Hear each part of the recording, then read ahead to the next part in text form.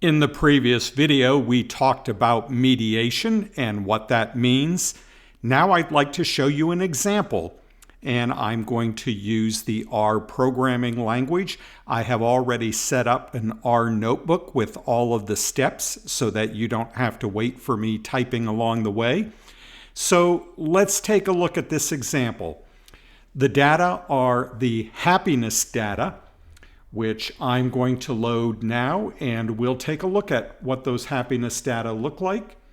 I'm going to go ahead and clear my environment and run this again. And so we only have this in our environment window.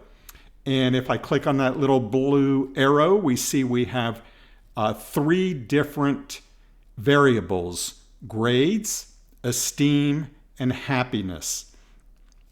The grades are not in a usual A, B, C, D grading style, nor are they percentages, but higher numbers mean higher grades, lower numbers mean lower grades. Esteem stands for self-esteem, and higher numbers mean higher self-esteem, and similarly, happiness is measured on a happiness scale, and higher numbers mean more happiness. Now, an important note.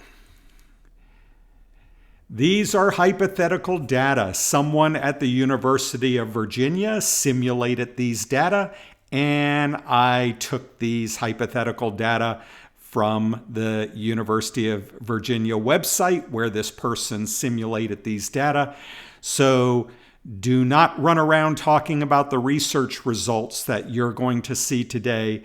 These were created to be able to give a good example of mediation, and so you will see it does that, and we're going to use them for the example today. So I'm going to look at whether self-esteem mediates the relationship of grades and happiness. So we're going to find a relationship of grades to happiness. In fact, let's go ahead and look right now. Here are scatter plots with our three variables, and you can see that grades and happiness, indeed, right down here, grades and happiness, it looks as though as I move from left to right along the grade scale, that I'm also moving up on the happiness scale. If I want happiness to be on the vertical axis, I'm going to use this. If I want happiness to be on the horizontal axis, I'm going to use this. But I'm looking at grades as the explanation for happiness. Higher grades, more happiness. And we're going to look to see if esteem is really a mediating variable. Let's look at the correlations. So here, grades and happiness are indeed correlated. 0.34 is the correlation. So let's take a look at a picture of what we're modeling here and what we're looking at. So our response variable is going to be happiness. And our explanatory variable is grades. High grades lead to high happiness. And so that's the way it looks right there. But now we're wondering, does maybe grades lead to more self-esteem? And then self-esteem, higher self-esteem is what is more directly related to happiness. So this is the way that would look. We would have grades, and grades would be influencing self-esteem. Higher grades, more self-esteem. And then higher self-esteem, more happiness. And if this is what we find, this would be a full mediation model. But we might find that self-esteem explains some of the relationship of grades to happy, but not all. Perhaps grades has an impact on self-esteem to lead to happiness, but maybe grades also lead to happiness in and of themselves. I don't know why that would be the case, because it would seem that the grade actually influenced something you're thinking about yourself. So I'm more inclined to believe in a full mediation model, but nonetheless, we can check to see if we have full mediation, partial mediation, or perhaps no mediation. Perhaps our model's wrong. All right, so let's go back to our notebook. And step one, we want to know whether the explanatory variable is associated with the response variable. The explanatory variable is grades, and the response is happiness. So you can see here I have created model 1 to regress happiness onto grades. Let's go ahead and run that and look at the summary of the model. And no surprise that happiness and grades are related. We can think of grades as explaining about 11%, the variation in grades explaining about 11% of the variation in happiness. Why did I say no surprise? Well, remember back up here, happiness and grades were correlated. And because they're correlated, we're going to see that correlation down here. In fact, if you take the square of the 0.339 correlation, that's how we get our multiple r squared. In this case, we could have written the r as a small lowercase r because we're just looking at simple linear regression.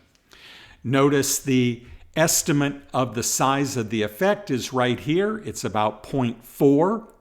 So that tells us for every unit change we have in grades, we're expecting an increase of about a half a point, whatever that means, about a half a point in happiness.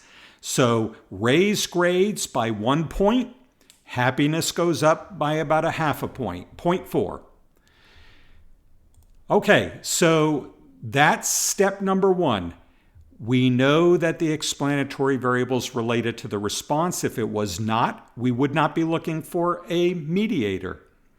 Step 2, we want to know if the explanatory variable grades is related to the mediator. That is, if grades is not related to the mediator, then the mediator cannot be an explanation for grades.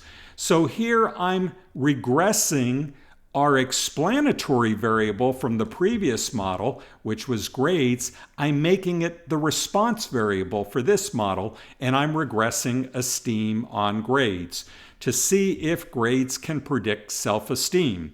So if we want to draw an arrow from grades to self-esteem, as I did right here, then we want to know that, in fact, we can explain some of the variation in self-esteem with variation in grades. So let's go ahead and look at that. And indeed, 26% of the variation in self-esteem can be explained by, or at least is related to, the variation in grades. Now we're down to step 3. Show that the mediator affects the response variable after controlling for the explanatory variable.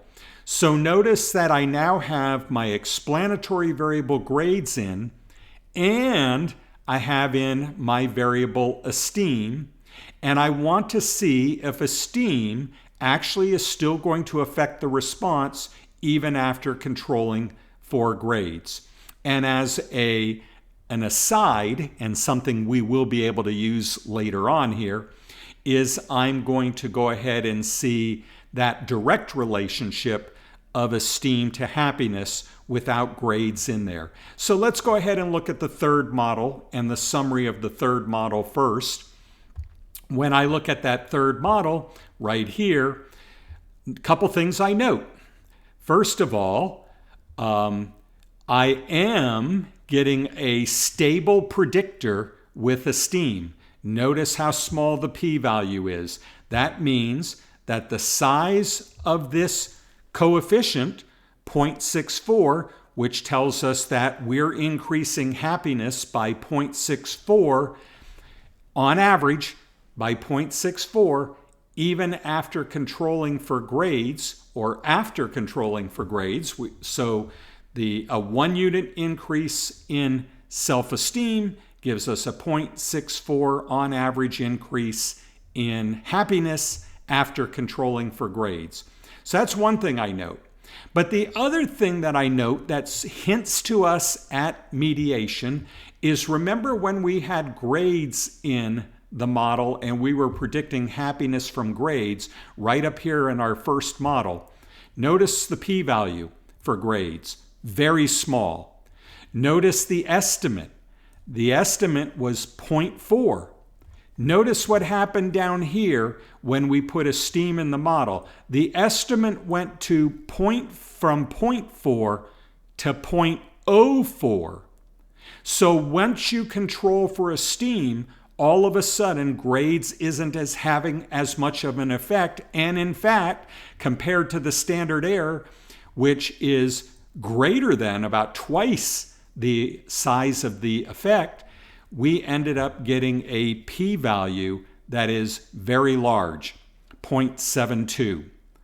And so I noticed that putting esteem in the model, not only am I getting a stable effect for esteem, but I'm also losing the effect that I had for grades.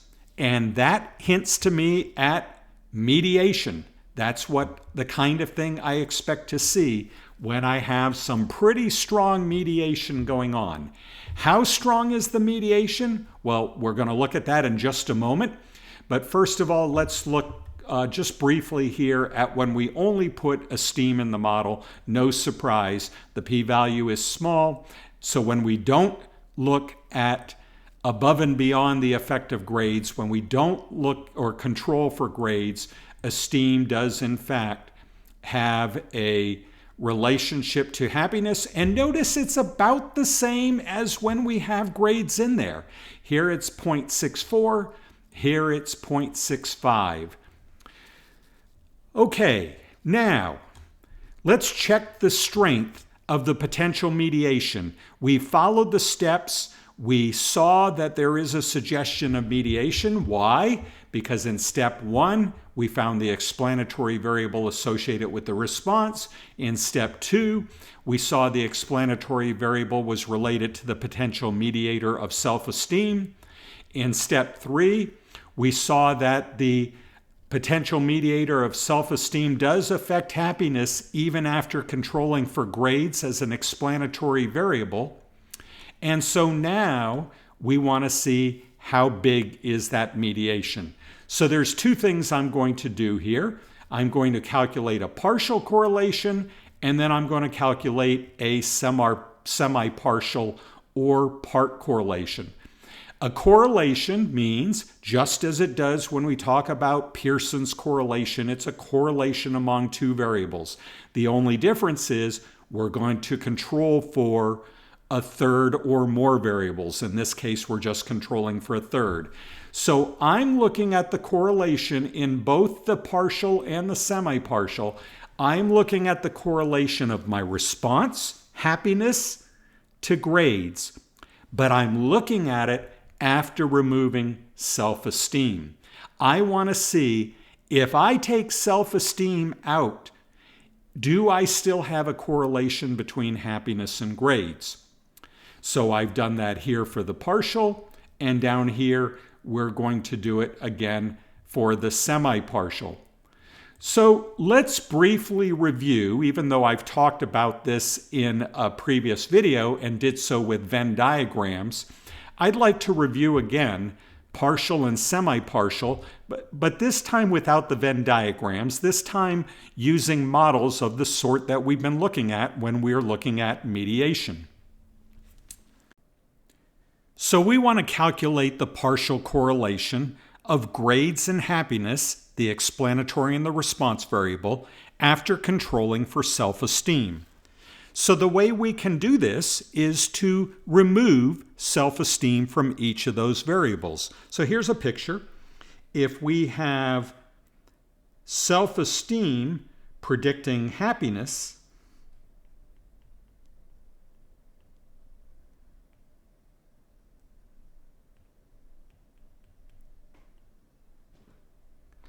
What else predicts happiness besides self-esteem?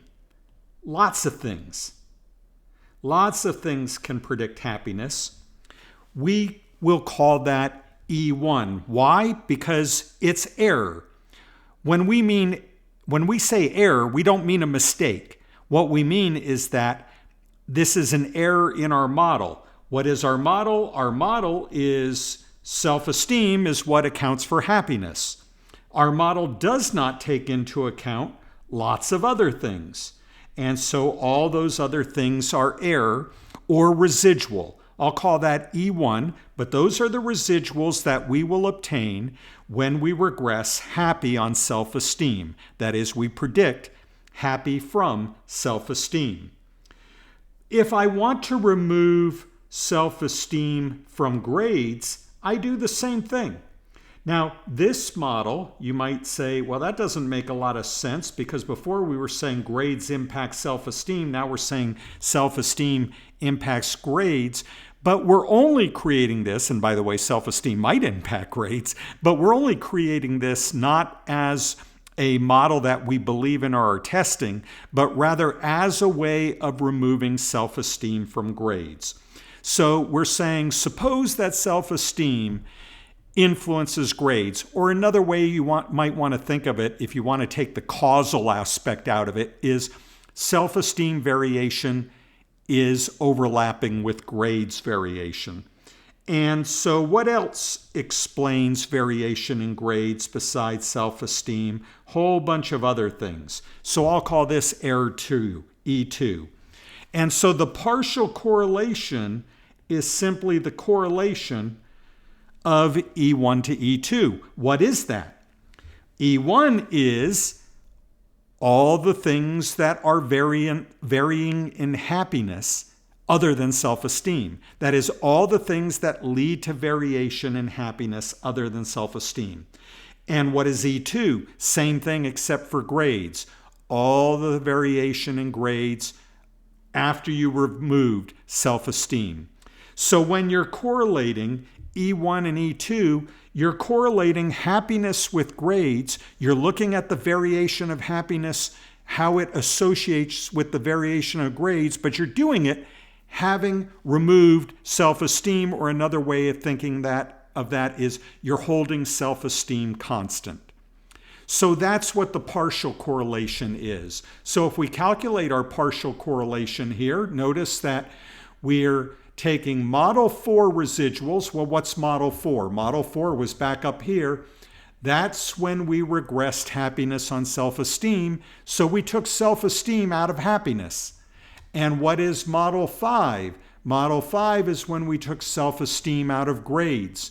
And so now I'm calculating the residual, that is happiness without self-esteem in it. And then model 5, the residual, that is grades without self-esteem in it. So I'm getting the correlation of I'm getting correlation grades rather, and happiness after self-esteem has been removed. That's 0.04. Remember what it was back up here at the very top? Happiness and grades were correlated 0.4. So I went from 0.4 correlation to a 0.04 correlation after accounting for self-esteem. That tells me I have almost a full mediation taking place. Look at what happens when I square the partial to look at the amount of the variation in happiness that I'm accounting for with grades after self-esteem has been removed from both. And I'm really accounting for basically no variation. And so there is this complete mediation. And let's go ahead and look at what the semi-partial is in the same terms. So for the semi-partial, what we do is just remove self-esteem from grades. So I could take this piece out of the picture and remove self-esteem from grades. Remember that E2 now represents grades without self-esteem in it. And what do I correlate that with? I actually correlate it with happy. and I'm not taking self-esteem out of happy. So that's why we're calling this a semi-partial correlation instead of a partial correlation, or sometimes it's referred to as a part rather than semi-partial.